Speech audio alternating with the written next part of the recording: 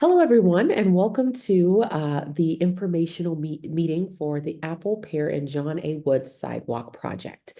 My name is Jasmine Isaac. I'm the Community Engagement Specialist, and I'll be introducing you to this project and also our project manager. Hi, everyone. My name is Francisca Chan, and I'm the project manager. Mhm.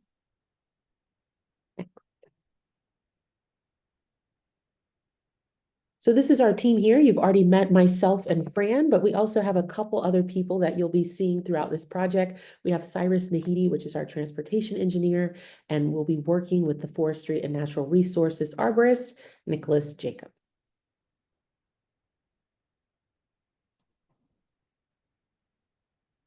And in addition to those team members, we also will be working with some consultants. Our consultant is Carmel for this project as well. So before we get started into the project, we always like to touch base and remind our residents about our goals and values as a city. We have two of these very large initiatives that I'm sure you've heard of, but in case you haven't, these are some of the goals that we work toward to incorporate in every project that we do at the city. Our A20, in addition to that, our zero deaths and zero emissions moving together in Ann Arbor.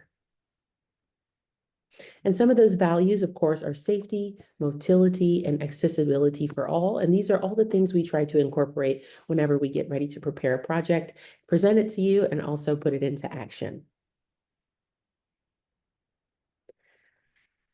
So at this point, I'll turn our project over to our project manager who will walk us through this project and tell you a little bit more about the upcoming sidewalk. So as Jasmine mentioned, we are filling sidewalk gaps as part of Ann Arbor's moving together toward Vision Zero transportation plan that our city council has adopted. So we want to have complete streets, meaning have pedestrian sidewalks, safety, provide a continuous user experience, encourage active transportation, and improve community health, as well as just have safer, walkable communities for all individuals. So in order to decide which sidewalk gaps to choose first, we have a dashboard. I have provided the link there. This is public, so you are able to access, and it shows all the gaps currently in the city of Ann Arbor, as well as the priority for each sidewalk gap. So the prioritization system considers proximity to schools, transit, and other pedestrian attractors such as equity, classification of the adjacent road, community support, citizen requests, and safety. So for this sidewalk gap, Apple, Pear, John A. Woods, they are in the highest and high category, which is currently the projects that we're doing right now. And then as we finish those categories, we will move on to the mid-high, mid-low categories.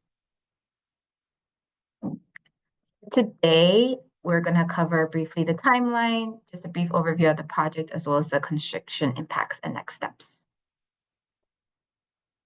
So project timeline.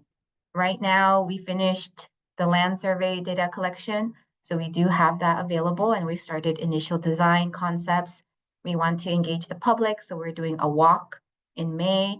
And after the walk, we'll get your feedback on the project. We might reach out to individual property owners, and then finalize the design, and then bid out the project for construction in summer of 2026. To specify the project limits, it's here on the map. It's as well as located on our website, but it's Apple from Pontiac to Pear, both sides, and John A. Woods from Pontiac to Pear, both sides.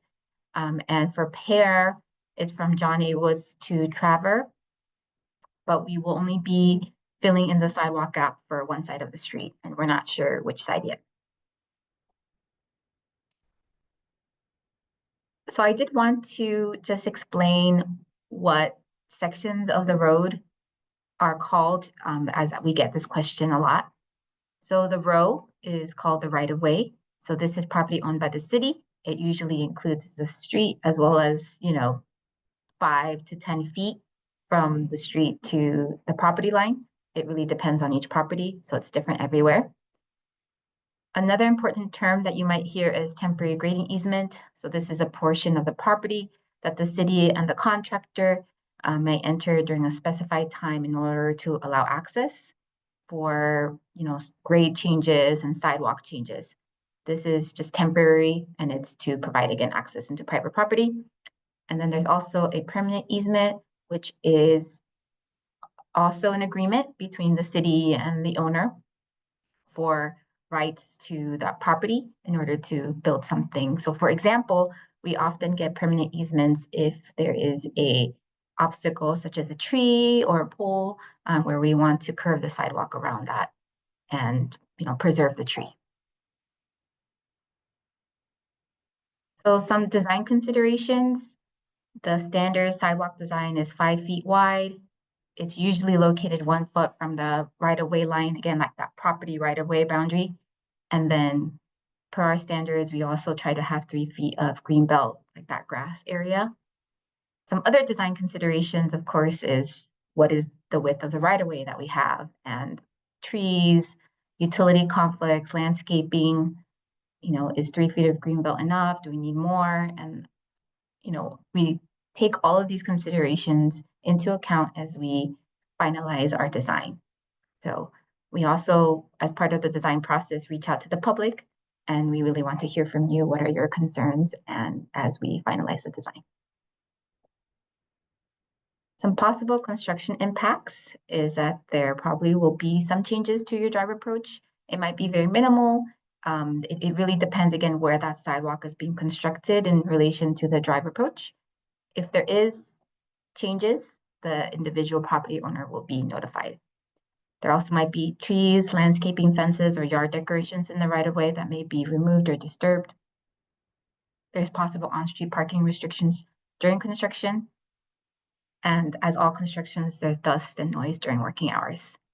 We will make every effort to avoid any disturbance to private property. And again, that's why we have the temporary grading easements or easements if we will be impacting your private property. Also, during construction, we always maintain access for residents.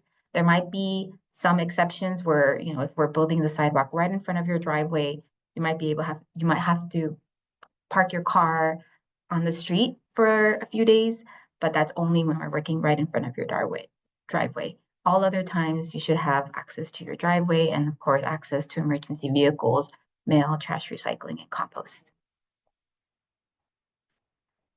I get this question asked a lot, so I just wanted to cover it here. The full cost of the sidewalk and maintenance, future repairs to sidewalk is city. The sidewalk will be owned by the city and maintained by the city. But for winter maintenance, that's the responsibility of the adjacent property owner. Follow-up expectations. So we are planning a guided walk on May 7th at 6:15 p.m. Postcards will be mailed to residents soon, and the information will also be posted on our project website. So I really encourage all of you to check out the website and look up the project limits or information, or at the website, you may also ask any questions that you have, as there will be a form there. Thank you so much for listening. This concludes the informational video.